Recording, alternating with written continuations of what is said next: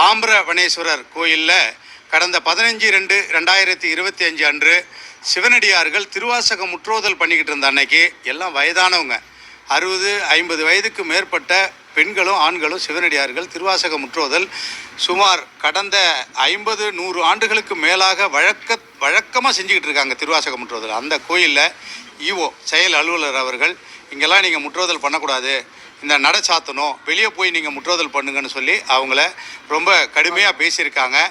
அதை அவர்கள் மறுத்து எங்களுடைய திருவாசக முற்றோதல் நாங்கள் பாதியில் நிறுத்த முடியாது, நாங்கள் முடிச்சுட்டு போகிறோம், நாங்கள் இங்கே எப்பொழுதும் நாங்கள் ரெகுலராக செஞ்சுக்கிட்டு இருக்கிறதான்னு சொல்லதையும் கேட்காம காவல்துறைக்கு அவங்க ஃபோன் செய்து காவல்துறையினர் அவர்கள் மீது கடுமையாக நடந்து கொண்டதன் பேரில் ஒரு அடியார் இன்னைக்கு ஹாஸ்பிட்டலில் அட்மிட் ஆகியிருக்காங்க.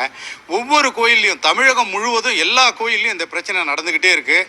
இந்த பிரச்சனைக்கு தமிழக அரசு உடனடியாக நடவடிக்கை எடுக்கணும்னு நாங்கள் கேட்டுக்கிறோம் அடியார் திருக்கூட்டம் சார்பாக.